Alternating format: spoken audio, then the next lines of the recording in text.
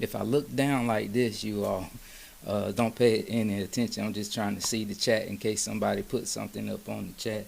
But we're going to go ahead and get started today. And I want to say thank you, first of all, as we conclude this 2024 year, to all my clients and those that have been a part of our mentorship program. I just want to say thank you, first of all, for being part of the program, for allowing me the opportunity to serve you.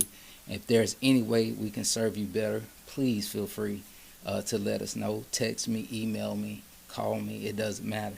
I look forward to helping you attain your goals, whatever that is, and praying that God's best and only His best will happen in your life. So listen, you all, today we're talking about how I went from 7 to 8 figures, but I want you to discover what you need to change to go from either 6 to 7, 7 to 8, and so on. And so today I want to share with you from my experience some of the things that I've gone through, some of the areas of growth that I had to endure and experience in order to make that shift. So I'm going to try to go through it in a linear way, meaning I'm going to show you some numbers. I'm actually going to throw you some numbers out there so you kind of see my growth pattern with my construction company, ACY Contractors. Are y'all ready today to get started with that? If you're ready, say yes. If y'all ready, you know me. You got to come off mute and say yes. We got to have energy high. What's up, Minerva? Yes, what's up, Minerva? All right. Hey, What's going hey on? everyone. All right, let's get it. So today, let's talk about it, how I went from 6 to 7 to even 8. And I just want to throw some things out there. My business coach says this all the time, Marcus Y. Rozier. He says, you cannot grow your business bigger than you grow yourself. You'll hear me say it all the time because it's so true. You cannot grow your business bigger than you grow your what? Come on, class. Come off mute. Then you grow yourself, right? So let me just show you some slides real quick. So here's ACY going from 6 to 7 figures, and then I'm going to show you 7 to 8. So 2009, it seems like ages ago, we only did $433,000. And it was around this time that it was 3 of us. It was a A, a C, and a Y. I'm the Y, of course, the young. It was 3 business partners at the time. And we had actually legally started the business back in 2004. So legally, we're about 5 years in. In actual work time, we didn't really start until around 2006, 2007. So we're about 2.5 years in, and I lose my first business partner, the C. We lost him. I won't go into the details, but we did about $433,000. Not bad, not bad, not bad. I mean, anything you do in business these days is a win, right? Can I get an amen? Amen. Right. So we went from 400,000 to 2010 to 3.5 million. Somebody say woo woo. We went from 400,000 to 3.5 million. Now, I can tell you how I did that. What was the things that we did to jump that much? Actually, we had found a partner, a large firm that we were partnered with, and we subcontracted a large amount of the work on a project that we were also the partners on. So I think 2 sessions ago, I spoke to you all, or even the last session, I spoke to you all about how everyone should find a way to either joint venture or partner with somebody that's larger than you and use that as an additional stream of income.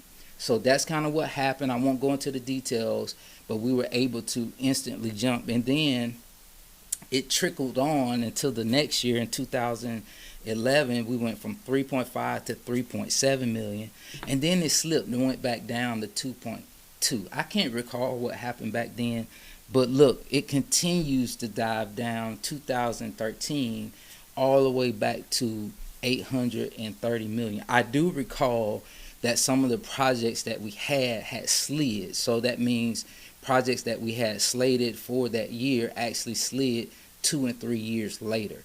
And so some of the revenues that we were anticipate having in that year actually were deferred. So some of the things you want to think about, how can I plan for things like that happens? How can I plan for COVID-19? How can I plan, for a transition in administration that may directly affect my business. So now as a CEO, I got to start putting the CEO hat, because some of us, all we do is just go out there, grind and sell. But I want you to start thinking about, what do you need to change in yourself to start looking down the line and looking at current events, looking at what's happening in the world, looking at how the stock market may impact your business, how things over in the Middle East may impact your business, right? Because as a CEO, that is what it takes to start planning your future and not just going with whatever comes your way. All right. So then something changed. 2013, I lost my second partner. So I lost the A in ACY. And at that time, of course, I think it did impact the numbers. I think it did shape the direction of what we wanted to do. But though I lost my second partner, I actually added another partner at that time. And when I added that new partner, we infused more capital in the company. And so some of you may be desiring to grow, and you kind of feel yourself pushing up against a wall or a glass ceiling. It may be an opportunity where you should consider, well, should I find a way to bring somebody else into the picture? Maybe I need to have another silent partner that's going to infuse cash into the business so we can actually continue to grow. One of the things that I've noticed about a lot of our clients is that we're oftentimes strapped for cash. And so that equates to limited growth.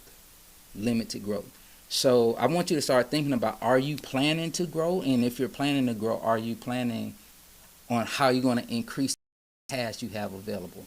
Whether that's through lines of credit, whether that's through additional methods, what other ways are you going to infuse capital into the company? And sometimes you may need to bring in capital by acquiring a new business partner. Will that mean you may lose some equity? Possibly. But it's better to be able to grow and scale versus continue to push this rock going uphill. So from 2013, we get the new partner. Listen, we went from 7 figures, and we first time ever hit 8 figures. I can't remember what 2015 was. I didn't even really go look at it because I was just more focused. When was the first year we hit 8 figures? It was 2016. We hit $11.8 million. Now imagine what changes you go through over a period of about 7 years, from 2009 to 2016, losing business partners, adding new partners. What changes do you think I went through to go from $433,000 to $11.8 million? Anybody? Let's talk, y'all. Come off mute. What changes you think I went through personally? Come on. To go from $433,000 to $11.8 million. Bookkeeping and Ooh, yes. having the right processes in place. Yes. And a amount of cash flow. Yes. Anybody else? Good stuff, Elizabeth. Anybody else? Anybody else got thoughts? All right. So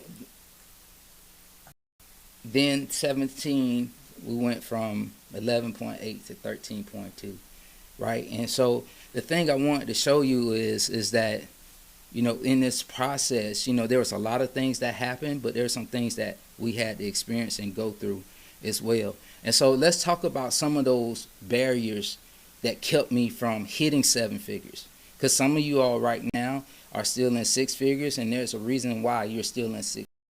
Okay, and so I want you during these final days and weeks of December, I want you to start thinking about what's keeping me here. And then if you're at 7 figures, what's keeping you from going to 8? It's important for you to identify this, right? Some of us going to get a time to take maybe a few days off or even a week off, whatever time you do. Though you may be with family, though you may be celebrating, whatever you're going to do, it's important to also take some time, even if it's an hour during the day, to say, okay, what's in me that's limiting me? So let's talk about some of the barrier behaviors that I had. Number one, I had no strategy. When we were doing 6 figures, I didn't have a specific strategy. We was aimlessly looking for projects everywhere, We was all over the place. Anybody that said, hey, we have an event, I'm there. Hey, we're doing this, I'm there. And so I like this quote: when you aim at nothing, you hit it every time. When you aim at nothing, you hit it every time. Wow. It's important that when you start, that you're very, very focused on where you're going, and so you can actually shoot the target. Otherwise, you're shooting everywhere, and yes, you're going to hit something, but it's not what you want and what you need. So let's talk about another barrier. What's up, Isabel? About another barrier. No defined niche. I didn't have a defined niche. That means I was willing to take anywhere. I was willing to go anywhere.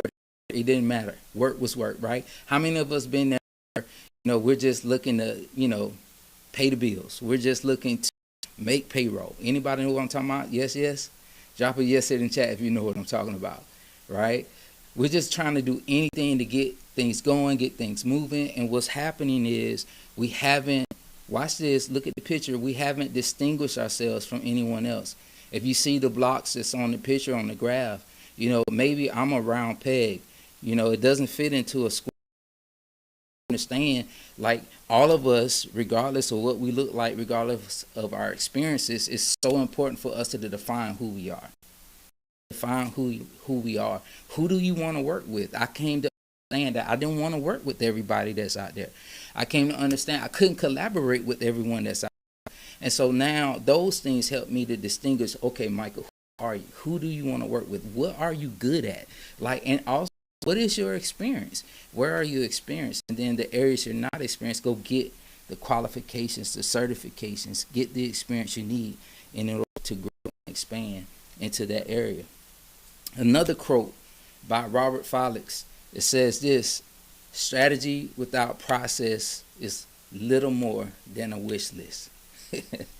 Strategy without process is little more than a wish list.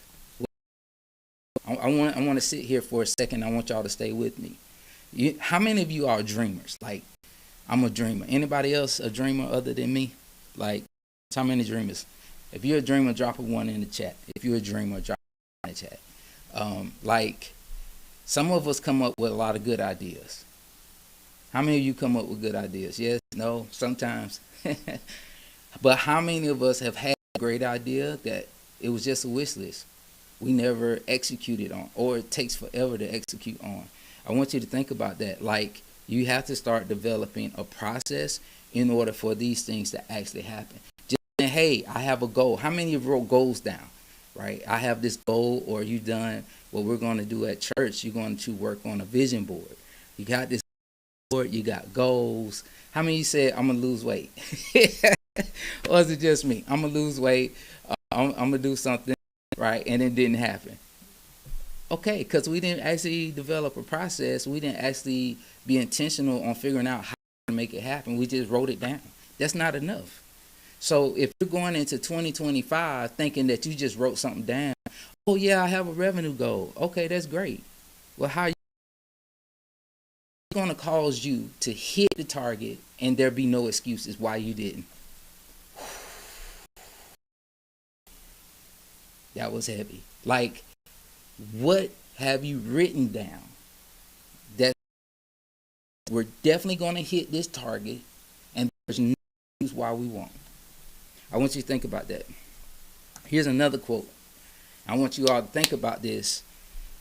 You are the average of the 5 people you spend the most time with. Jim Rohn said that.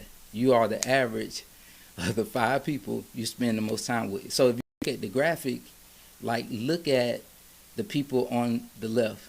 You got some that are doing great. They are high achievers. You got some lower achievers. And you got, maybe somebody that doesn't achieve anything. Who do you spend the most time with? I want you to think about that. He says you are the average. So you right there in the middle of the 5 people you spend the most time with. How many of you all believe that's true? Anybody? Can you see in the areas already that's like, okay, I love you, but maybe. Anybody? Or is it just me? Yes, y'all know you all can talk back to me, right?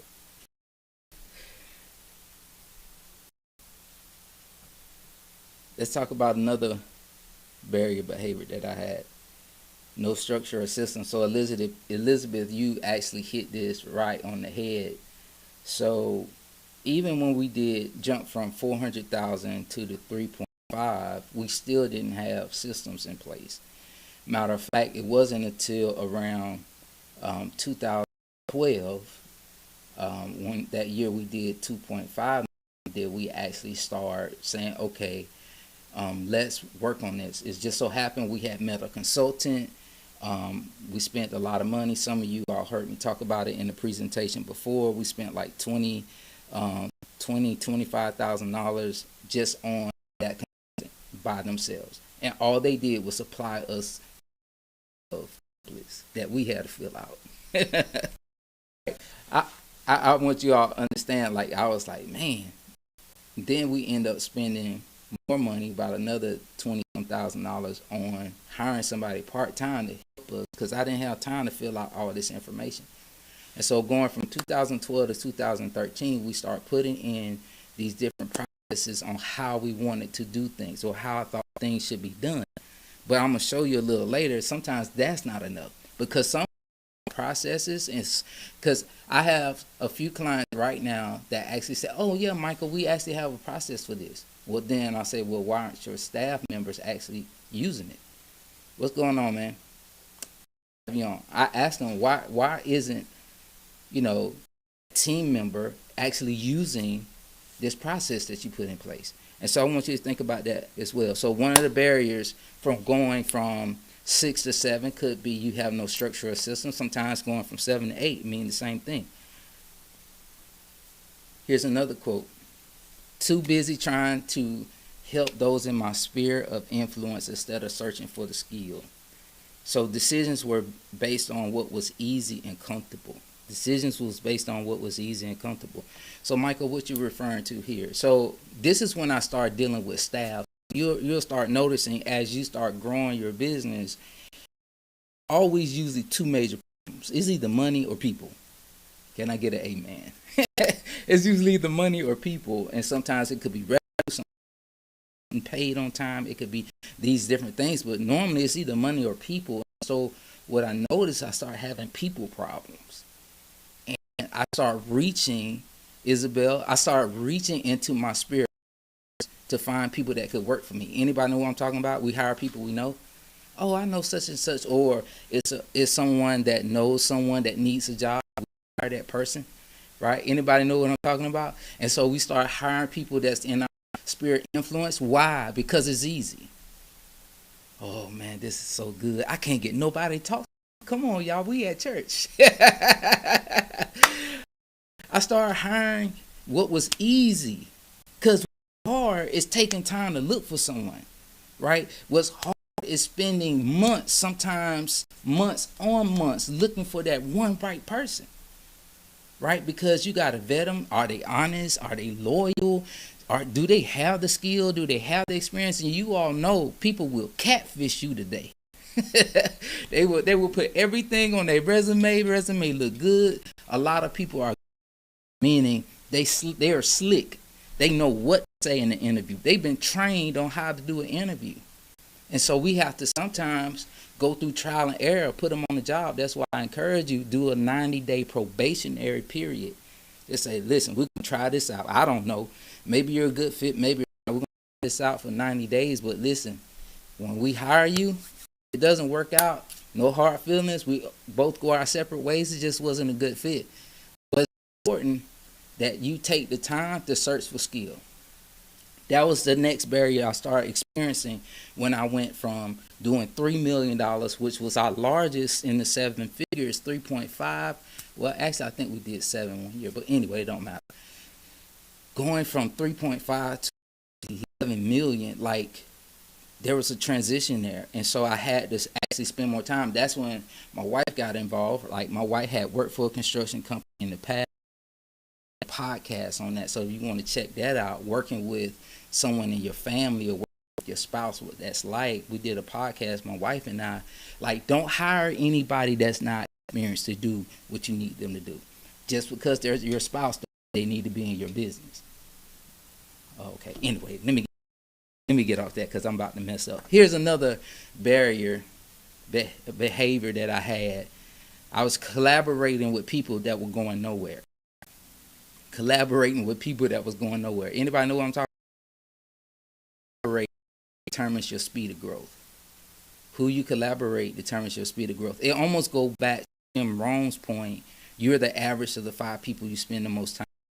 Like, let me give you an example of this, right? So I was in a situation where, you know how you go to a network function, you meet somebody, and it seemed like you hit it all. You be like, oh yeah, we can work together. Yeah, we can do this. And you start collaborating with people, but you had time to actually see, are they going in the right direction? Anybody? Yes, or just me? Anybody know what I'm talking about? Is it just me? What's up, Malachi, Roger? Yeah, so. Good afternoon. But yes, I've experienced that endeavor, trying to go with a partner, and yeah, sometimes their view or their aspect on things could be different from yours. Exactly. Exactly. Exactly. So yes. It's a good point, man. And I think that's really, really important. I'm glad you hit on that. Like, sometimes you don't really know the direction they're going until later on. And no different than an employee. Sometimes people we want to partner with, do collabs with, we don't necessarily know like the direction they're going until later on. And so time tells everything. So when you rush into collaboration, you need to spend some time getting to know who you're dealing with. And I know sometimes that's easier said than done. But I want you to think about that. Who are you collaborating with that maybe they're going somewhere and their speed is impacting your speed? Watch this. Maybe their faith is impacting your faith. Maybe their exposure is impacting your exposure. All right. So let's talk about this. Another behavior barrier that I had was every decision was based on emotions versus financials. Every decision was based on emotions and financials. How many of us have been in a place where we were making a decision, and we can call it whatever you want. You can call it, said, I was feeling like, I think the Lord said. Anybody know what I'm talking about? We start leaning to all of these positions of decision making. We put one that's really important. Anybody want to guess what one is? Somebody come off mute and tell me what's that one thing that helps us with all of our decision making. Anyone? One thing. What's that? Say that again, Siswella. The Lord Jesus. Okay, she said the Lord Jesus. What else? Anybody else? Communication. Anybody else? Like, what's really going on? Like, okay. Time. Okay. All right. Let me give you my answer. And I'm going to go back to my slide real quick. Every decision that I made that limited me from going 6 to 7 figures or 7 to 8, I was making those decisions based on emotions versus my financials. Have you all heard this saying before? The numbers don't lie. Who's heard that? Don't lie. And so what I've come to understand, we don't make decisions based on our financial statements. If you don't learn anything else today, that right there should shift the trajectory of where you're going. When you start making decisions based on what your financial statements say, then you'll find yourself being shifted to go from 6 to 7, 7 to 8. So if you don't have your financials in place, and I'm from time to time where I'm not tracking it, I'm not keeping up with it, but I noticed when I was more on top of my financials, I made better decisions. It's so good. This is so good. This is so good. This is great. This is so good. For me, in my business, and these are things that I know, but it wasn't until I actually got help with that and put somebody in a seat to make it their responsibility to report to me every little detail, every cent of my company and where it was going, that now it's like you have these goals, but now I could really see it. Yes. Like I could really see it. Like, that I have now, understanding my number, it's just on another level. On a whole nother level. Yes. Another level. Yes, exactly. That's so good. Thank you, Minerva, for that. So, listen, you all, if you need help, like for those in my program, you already know I will refer you to a CPA, or I will help you get what you need, CFO services to help oversee whatever you need, because you need that in order to make decisions. Like every decision by looking at a financial statement. Like you say, how is that possible? I can show you better than I can tell you. Right? Whether you need to boost your revenue, or you need to go out and sell more, or maybe you need to cut back or staff, or maybe you need to add more staff. Like, it's really important that you get better reading those. And everybody doesn't start off like, so for me, part of my story was in 2008, 2009, right when you all saw that growth where we went from 400,000 to 5 million. I showed you all that earlier at the beginning of the session. Like that was the time we had an office manager that did my bookkeeping.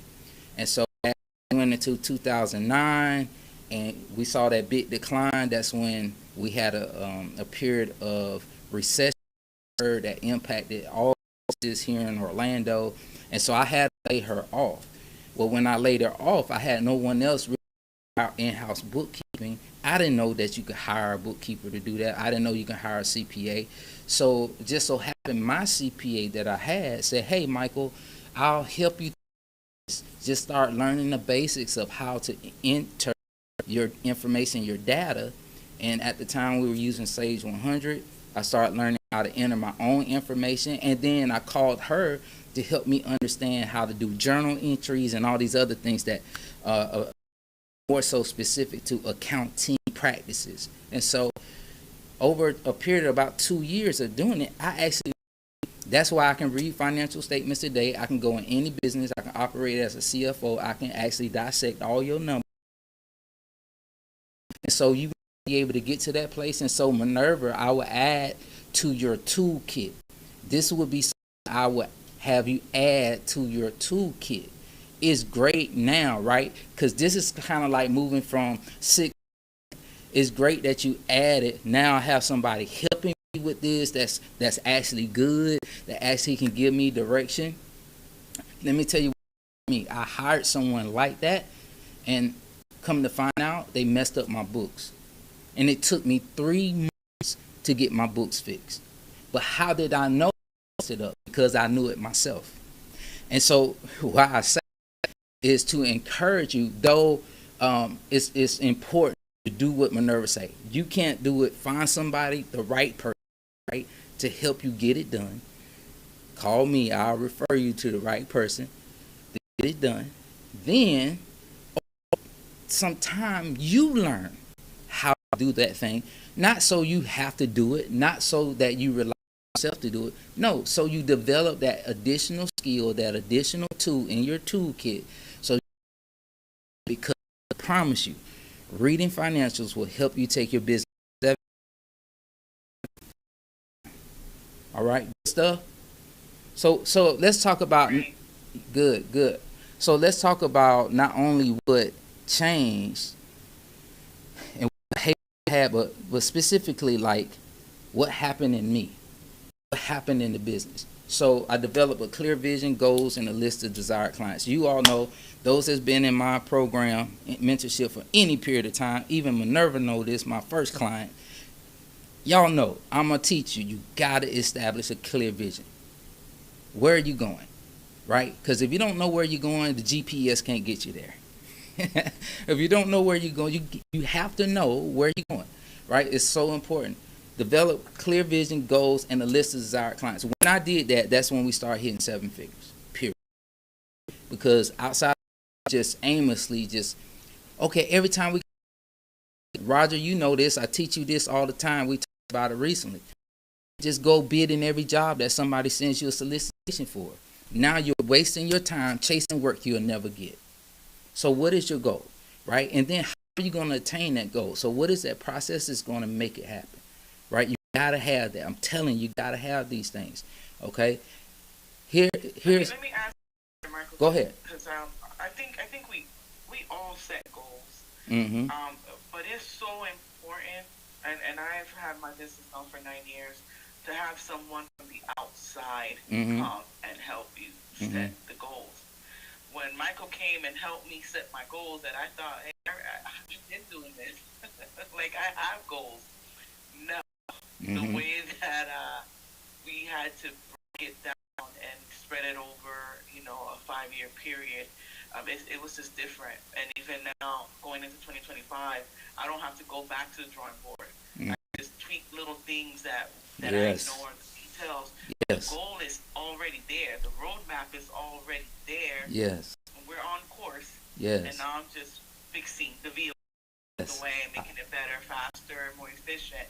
But I just wanted to say, it is so critical to have someone with expertise from the outside looking and really holding you accountable, and the truth. Like, there's some truth that is going to be told to you that might not feel great, but it's needed in order to actually figure a goal out that's obtainable and really have that roadmap. So I wanted to add that, because I think we all set goals, but not everybody else really helping you talk it through, think it through, map it out together, for it to something that you're going to stick to or not. You're going to be changing your goal every year, like I was. Literally every year. Right. I just kept adding and switching and never really stuck to anything until, you know how it is. You got to pay some things through.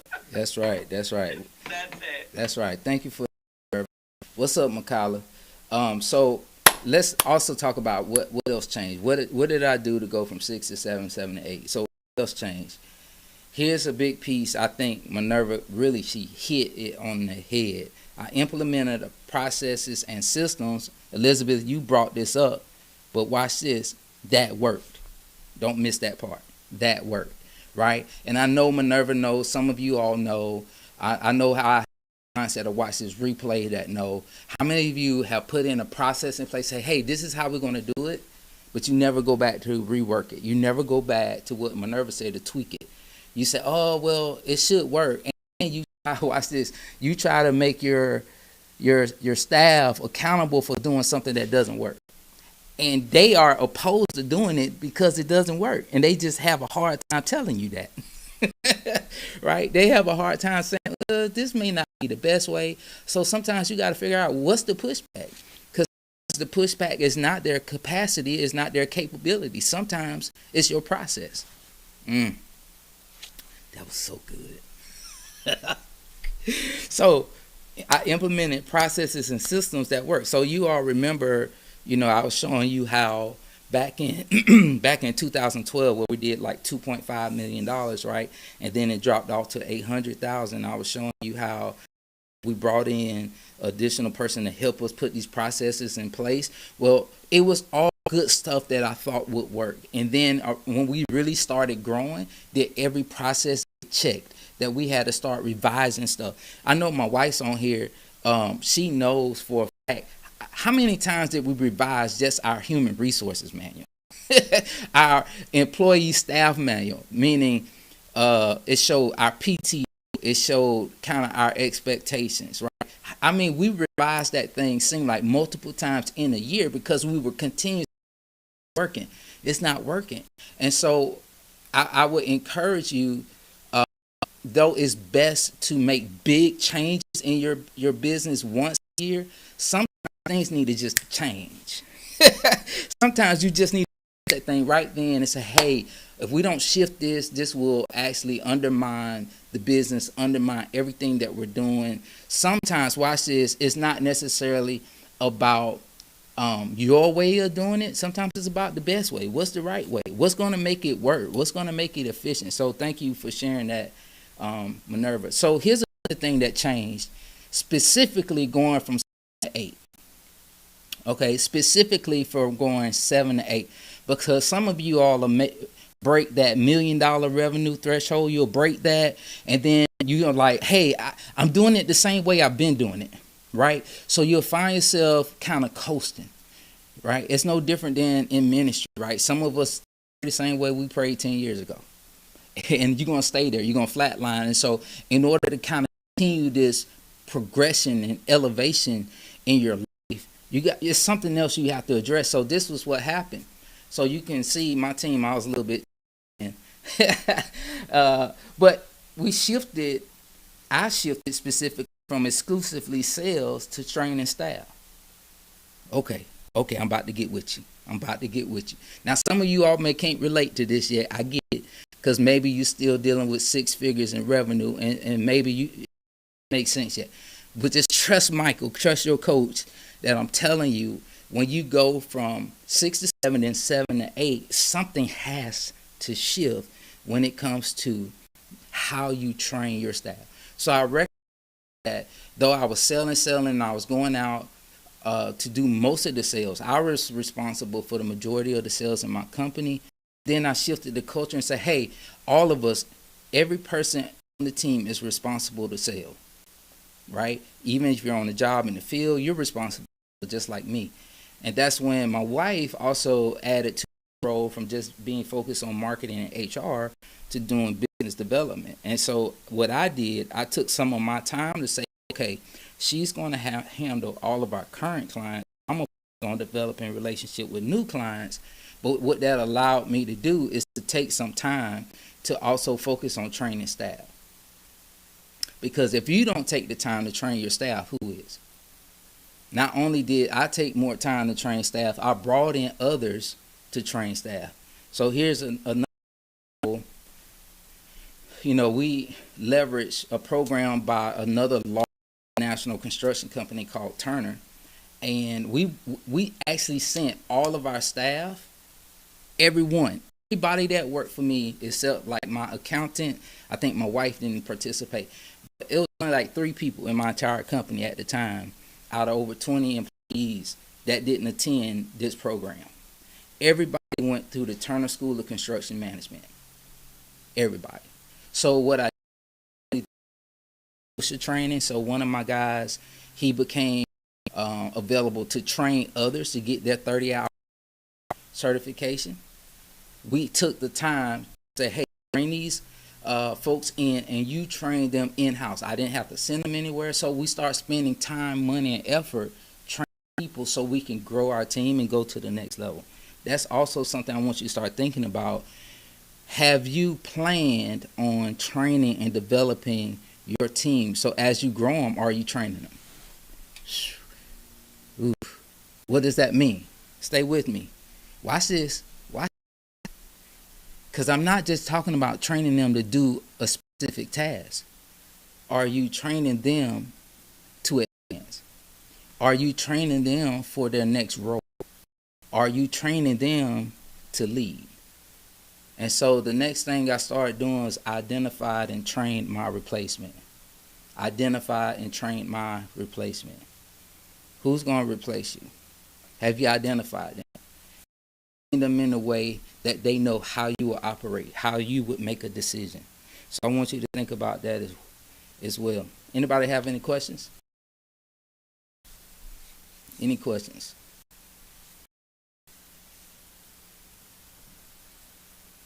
Now that I'm ready to scale, then I had to start thinking about how I'm going to expand my vision. Okay, let me sit on this for a second, and I have one slide, then we'll be done. So you should never scale. William Lieberman talks about what scaling looks like. Scaling does not equate to growth. So a lot of people around very loosely, scaling. Scaling, it does not equate to growth. Scaling only happens when you are able to be efficient. That means you have minimize your expenses while your revenues continue to grow, thereby you increase your profits over time. So scaling only happens when you have process and systems in place. So I'm telling you may grow, but you won't scale until you have processes and systems in place. There are 2 books that are part of my recommended book read list. If you don't have that, just drop book in the comments, and we'll get that list of recommended books. Everybody that's part of my mentorship program is already up where you can grab that. So, but we'll send it out to you. So I have 2 books I want to just tell you that teach you about systems. Number 1 is Traction, Traction. The other book is called E-Myth. Most people have heard of E-Myth. It's by Michael Gerber. He talks about systems and processes. No different than any franchise. You go to any McDonald's, any Chick-fil-A, and they're going to do it the same way, unless you're in a different country. They're going to do it the same way unless you're in a different country. They're going to cook them fries the same way. Put that burger together the same way because they have a system in the process. Once you have a system in the process that has been tweaked, that has been modified to be efficient, then you can scale. What I come to know, Minerva, is that some people want to scale without doing that. Guess what happens? It sets them up for the company to collapse. You're guaranteed for the company to collapse when there's no structure in place. So you want to keep building, but you're building these building blocks and they're not together, and so the weight of it all will cause you to crumble and fall.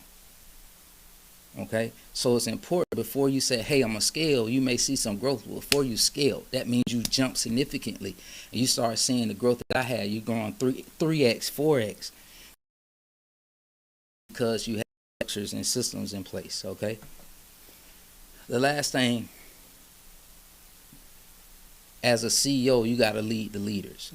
So you have to create more leaders than managers.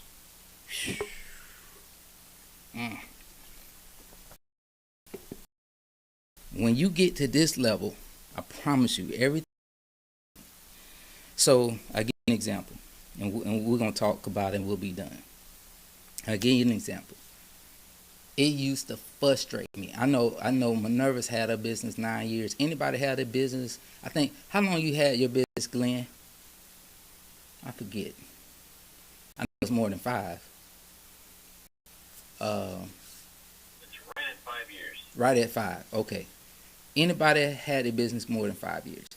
Because once you get to around about 10, then you start understanding what I'm talking about, like for real, right? Malachi, he's in like year 2, I think.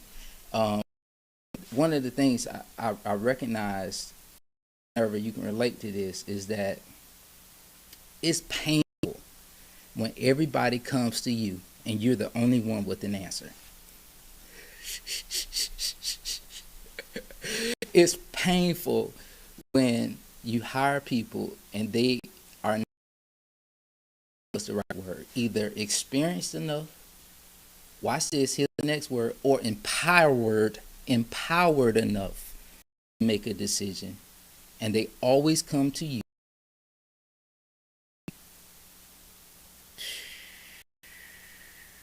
Why? Because you become the bottleneck.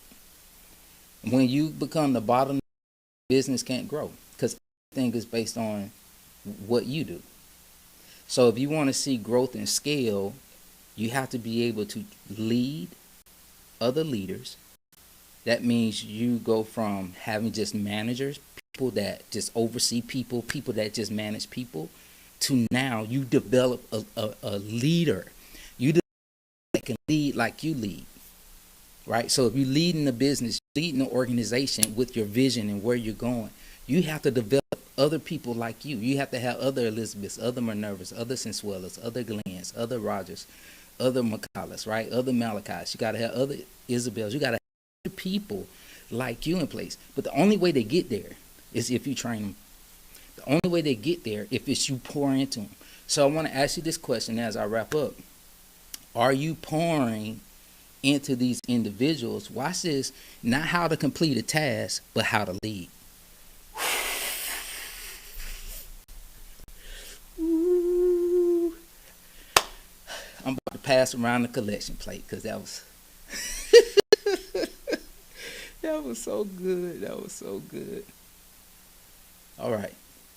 Are you training them to lead? So all right, now we'll take time for Q&A. Want to ask if there are any questions. I see somebody put something in, and I got to put my glasses on to see it.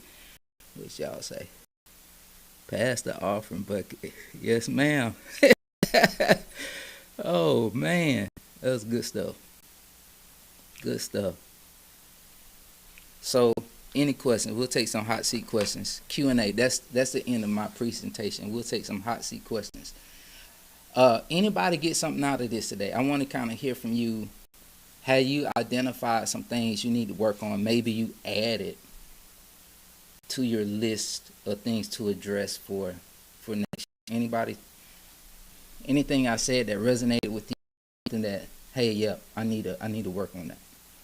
You can come off mute. Let me know. Be great to hear from. Well, as my company being in business for only a year now and grow, definitely this topic was a vital topic for me. And in order to grow, we must train and take to do so. So, in order to grow, we need, people to follow in our footsteps or even the positions fill. So it'll be that this topic was very, so it helped out a lot. Thank you. All right, you're welcome. Anybody else? Who else? You all come off mute. For me, it's the not being scared to hire outside. Like, of comfort zone or referrals. Like I've been so big on that, and it's been good, but it hasn't been as great as it needs to be. Yeah, so let's do something. I'm not a licensed therapist. What I've come to conclude in my life, every area that was a barrier behavior, it was something that was in me that I identified. It was something that was in me that I really kind of suppressed. And so it could be something that's a fear, right? It could be something that was an insecurity, or it could be something else. I want you to kind of maybe look at, well, what is the root behind why I made that decision? So when I start talking about making an emotional decision versus a financial one, where we can actually look at a financial statement and actually make a decision based on that. Right now, you can actually see what to do on that. So what causes us to lean more one way? What causes that? So I want you to think about that. When that down, I need to work on looking outside of my spirit influence for staff, for people to hire, because like what makes us do that? You know what I'm saying, Minerva? That makes sense. Like, what in me causes me to do that? Yes, it's easy. That's a simple answer. It's easy. That's a simple answer. No, it's deeper than that. It's deeper than that. Of course it's easy. That's the easy answer. That's the simple answer. Way deeper psychologically than that. What is it? Somebody else put something in the chat. Okay. I just see it pop up, and so I have to put my glasses on. Yeah, it's deeper. It's deeper. Right? Is it I'm afraid? Watch this. I know for me, and I can talk about my experience, Minerva. For me, I just didn't know. I didn't know that you can actually, do some of this stuff yourself. I didn't. Nobody showed me like how to go outside and actually use a recruiter to hire somebody. Like, and then, we were making enough money. The funny thing is when you all well, I forget what year it is. I think it was 2016. I can't remember. I'll go back to this. I think it was 2016 when we jumped 11.8 million. I was like, we were in a hiring frenzy. My wife knows. She could talk about. I wish she would come on camera and talk about it. But I remember because we were in a hiring frenzy. We couldn't find people fast enough. And actually, Minerva, that forced us to start looking at other avenues. And sometimes we are pushed against the wall, and we are forced to kind of look at other things that may not be easy. We are forced sometimes to look at things that we didn't think of. But how can our business be more successful if we're able to think in advance versus being forced. What do you mean by that, Michael? If I'm actually able to sit with my thoughts, for those that's been in my mentorship program, you know I teach what my coach teaches me. Having time that you sitting with your thoughts thinking, how can we do?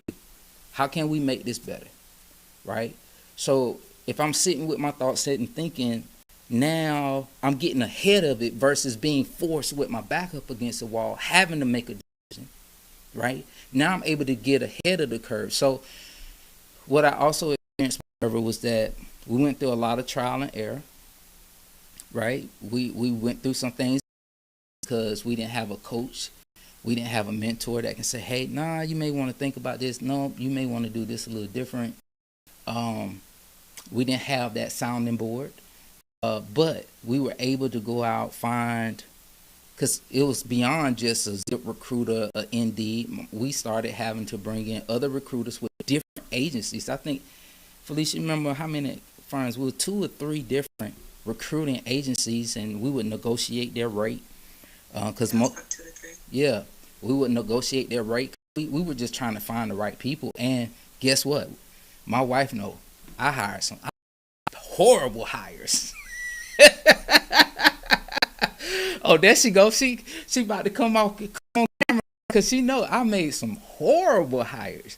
Like, I hate to tell you all some of my stories, but we had one guy. Tell him, babe. We had one guy. What happened? The guy. I didn't like him from the beginning, but it got to the point that we had so many projects going on, we just needed staff. Like, we had to have people on the jobs. So we kind of put ourselves in a pickle where we had work that needed to get done, and we didn't have enough staff.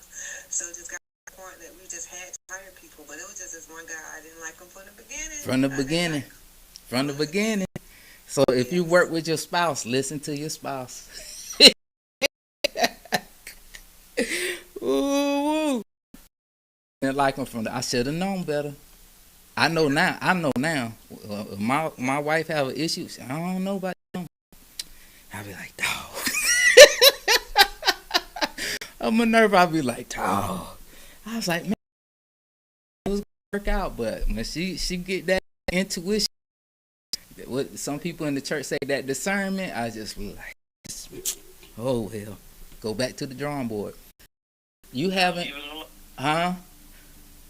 What you say, Minerva? That feeling comes, you gotta leave it alone. Oh man.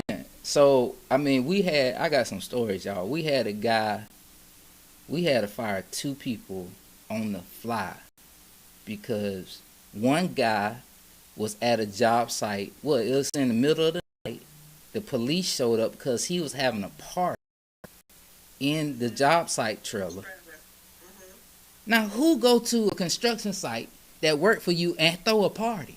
And the party is so loud that the police show up. Yeah. That's the one I didn't like from the beginning.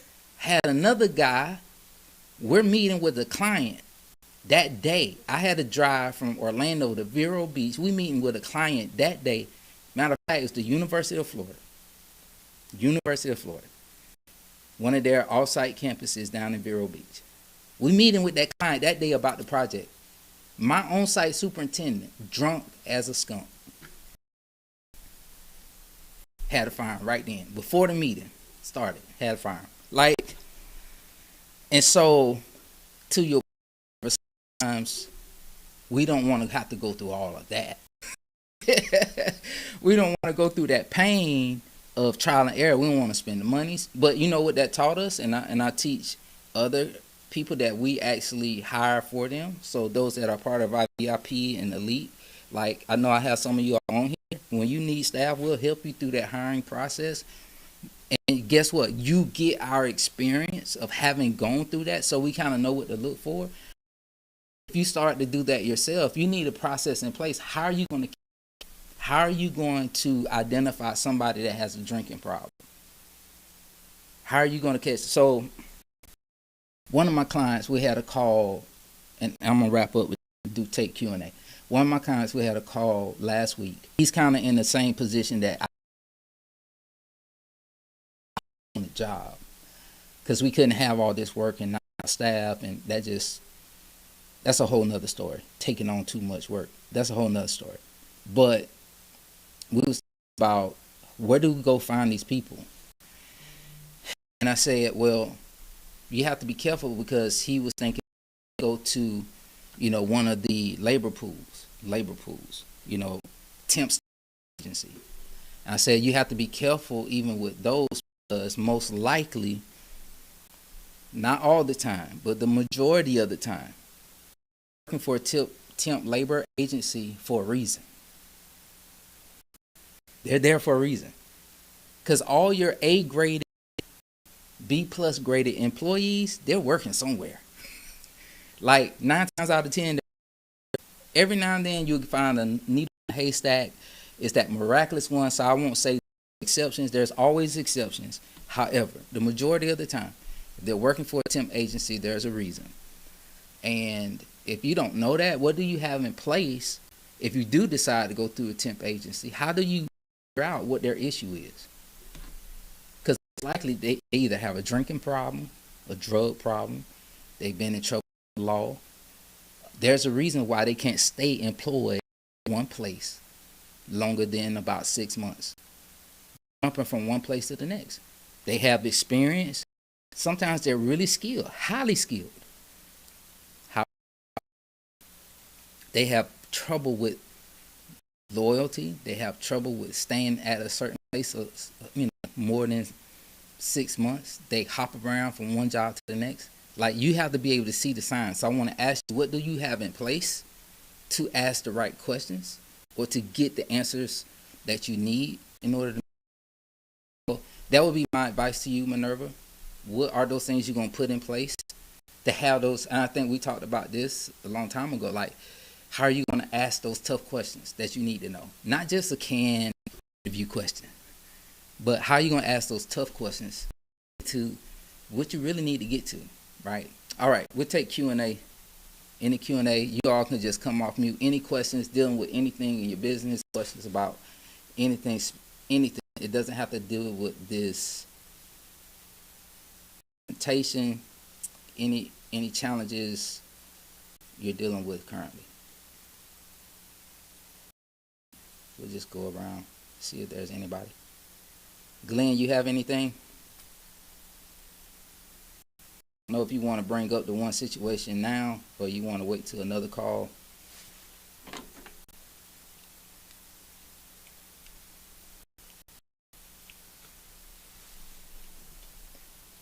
I remember the other few meetings, you were speaking about hire people that knows the position, Mm-hmm. or that are skilled for that position. Mm-hmm. So that helped me out. Okay. Hiring, So to take it to the next level, though, kind of what I mentioned earlier, what are you going to do or put in place to ensure, are you going to have some type of test, type of exam? Because people will tell you anything, right? People will lie all day, or maybe they're not lying, but they're stretching the truth, right? Or, watch this, here's another one we find in construction all the time. For a fact, they've been in the game for a while, but they've been doing it the wrong way. Or they're not doing it the professional way, or they're not doing it the safe way. So, yeah, they may know how to install, properly, right? They may know how to run certain wire properly. They know how to, brace it off, how to mount it, all of that. But are you going to do it the right way? Are you going to use the right fasteners? Are you going to do it? Like, it's those things when you start taking it to that next level in order to investigate a little bit more thorough. And sometimes that just comes with experience and exposure. Okay, good stuff. Anybody else? Any questions? She brought up about competing with a larger firm. I talk about that in some of my other group trainings about competing with a larger firm. I don't have an issue with that. I've come to learn is that most of the people I actually competed with, the market is so small, we actually were able to develop the right relationship relationships with the right people, even if we competed, that we became partners. So you can be partners with those you compete with. Prime example, you all can see one of my podcasts, Jason Albu with Albu and Associates, a Brazilian-owned construction company here in Orlando.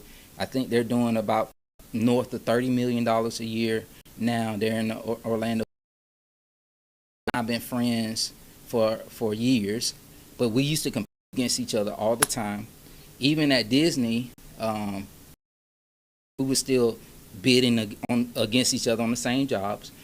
But just so Jason was trying to do Orange County Public School work, and he knew I had been doing a ton of it. And every time he submit, he never even got shortlisted. Shortlisted means he made the short list of 5 that went into an interview. He never even got shortlisted. And so a large job came up. It was about, I think at the time it was advertised at around about 8 or 9 million. And so it was larger than he and I had worked on for OCPS individually.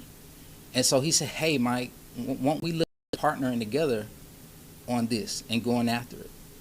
And so what we realized, we both brought something to the table. We actually were awarded the job, completed the job, and we have since continued to do other things together, even though we still compete. So I want you to start thinking about, hey, everybody, even though you may compete against them, it could be what we call friendly. It could be somebody because of the relationship.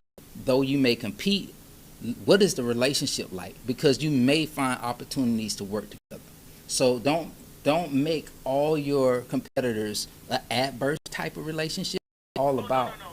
Yeah. No. And I'm actually very, very comfortable with forging those relationships. They've been great for me over the years. And what I was referring to was when it comes to hiring and competing with like those folks that they're So they are competing from that sense. Because that's just the truth in my industry. It's like why a smaller company versus like a Progressive or Geico or something like that. I got and you. Of course, confidence to be able to say we're just as good, just a little different, right? I got you. you. Bring value in a different way. So perfect. I love that, Minerva. So we because how fast we were growing at Orange County Public Schools, we were the smallest GC, and we were literally competing against regional contractors. Like most of these white-owned led firms probably were doing in excess of 200-300 million a year. So we competed. Some of my staff to them, right? Because they were coming using their recruiters to snag my staff that I developed and trained, right? Yeah, you're gonna deal with that. They say, you know what they call that? Business. They call that business. And so yes, and I think a lot of people in my mentorship program deal with that. Like because you're in this growth spurt, like some of you all don't have the ability to offer health insurance and PTO and all those things. What I come to learn is that you start adding those. So it should be part of your goals each year. So not only do you have revenue goals, but maybe you have goals on packages you want to add to your benefits. So start thinking about what you need to do in order to afford to provide some healthcare type of package to your staff. So you may not start off with a full package. Maybe you start off with, but you can continue to add each year only after you looked at your financials and figured out how can we make more money so we can carve out more of this for our staff and start pouring into our staff members. Like there's a plan even for those little things. I don't think that there's no way around it. No, you can get to there because we got to the point we had full health benefits. We had simple RRA plans, everything that a big company had, we had. So we were able to compete with those, and it got to a point when the market salaries increased, we were on the tail end of that. And I'm going to explain this for a second. Of course, unfortunately, we live in society that does not value women business owners, diverse business owners as much. And so I was on the tail end when the market shifted back in around 2016, 2017. The construction market shifted, and so was we had an increase in labor costs, and most of the white-led organizations that were larger, they were able to push off those costs and increases, inflation to their clients. Whereas I was on the tail end and I wasn't able to negotiate that because we were kind of receiving it on the back end. And so what happened was once they were able to their rates accepted, then later on, maybe a year or two later, I advocate and say, hey, you paid this contractor this amount, you should be paying me the same amount, close to it, right? And so then I could actually now say I couldn't be the front runner. I couldn't be the leader as a small black-owned or black-led company and say, hey, pay me this number, which is exceptionally more than any other firm that you deal with. Like, I wasn't the one to be able to break that barrier. So unfortunately, we have to do like that in our world and society, but I recognize I could compete with them. I just had to find somebody else. So I want to encourage you, like, just keep pushing, don't stop, don't quit. I want to answer Isabel's question about, I think my wife can answer this, because that was a great question. Isabel asked a question about hiring family and keeping boundaries. Can you kind of come off mute and maybe share your thoughts on that? I mean, that's a tough one. You have as a spouse, or you have family that could be a brother, sister, cousin. I think the spouse aspect of it is I think one time we kind of got into it, and I was like, at the end of the day, you're gonna still respect me as your spouse. I don't care if you're my boss or whatever, partners, whatever it is. I'm first gonna get respect. So I think that's very important when you're trying to keep so more so related brother and sister. So at the end of the day, like what we talked about in the podcast, is that they still have to be qualified. Right? Are they qualified to do the job? Are they qualified to do everything that you're asking them to do? And you got to set those expectations up front when you're hiring them. Like, this is what you're expected to do. And from there, it shouldn't be an issue unless they're not fulfilling their job requirements. Well, let me give you another spin or another take. This is another thought. I'm not sure if it's specific to Isabel or not. Let's say yourself, you're the younger sibling, but now you have an older sibling that's working with you in the business. Sometimes the older sibling can think they know more than you, right? So, you may have the older sibling that maybe growing up has had more influence on your decision making, or more desire to be heard. And maybe you're like, well, I know what I'm gonna do, I know what we're planning to do, but you have somebody else that's close to you that maybe's had that influence over you all your life. Like, what would you say in that situation?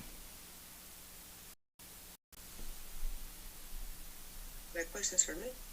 Yeah, what would you say?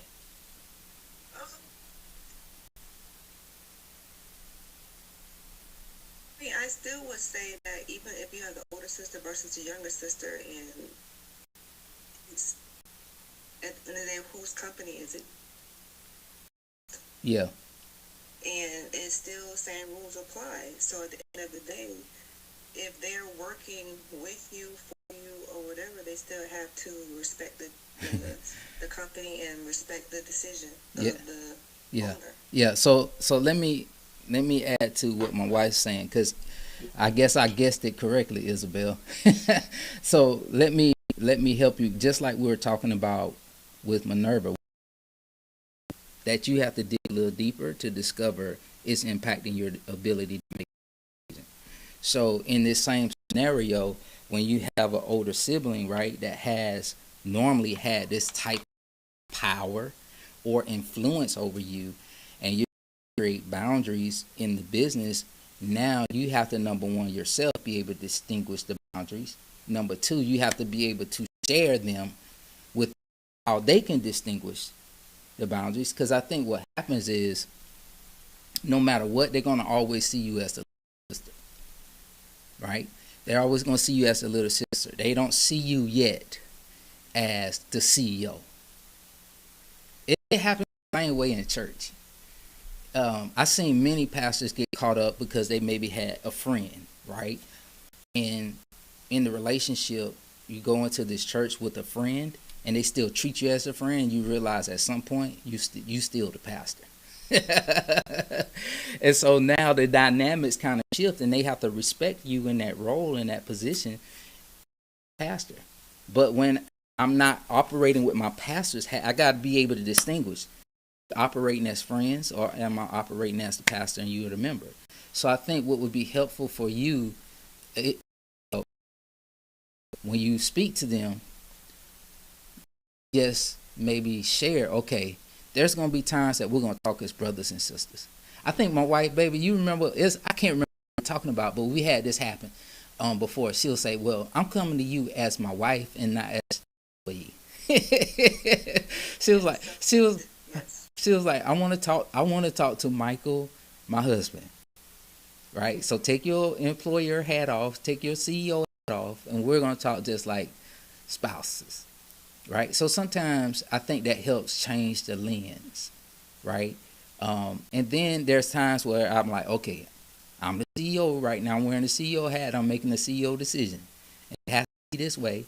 But I have to be empathetic, and I think that's something my wife taught me. I had to learn how to empathize with her feelings and kind of understand that my decision still impacted her feelings in that relationship. So I can't think about it like all the time. I still have to have the mindset that she's still my spouse. I still have to respect her. I still have to speak to her a certain way. And then I had to actually embody that type of behavior, so it became a part of who I am. So I wouldn't just flip the hats and just change roles just because I could. Right? Sometimes you have to learn that when you have authority, that you just don't walk in authority and just push around your authority just because you have it. Like, that's a whole nother way of communicating. So I think for you, Isabel, like, you may be tempted at times when they like push you to the edge. Flip on the switch and like, okay, the CEO's made the decision. This is how it's going to be changing, right? But I think you have to say, okay, let me talk to you as a CEO. Let's sit down. Let me explain why it has to be this way. I'm making this decision. I'm the one that's going to bear the cost. I'm the one, if something goes down, it's going to impact me. It's going to impact, me first, right? So I have to make the decision what I think is best based on X, Y, and Z. Sister, I hear you. As your sister, I hear you. I know you really just trying to look out for me. It's that kind of conversation. That makes sense. Hopefully that helped. Let's see what she say. Talk about it. Oh, man. All right. Okay. Anybody else? I'll take one. We'll do one more. Then we'll do one more. Anybody else have a question? Since Swella, you don't have anything?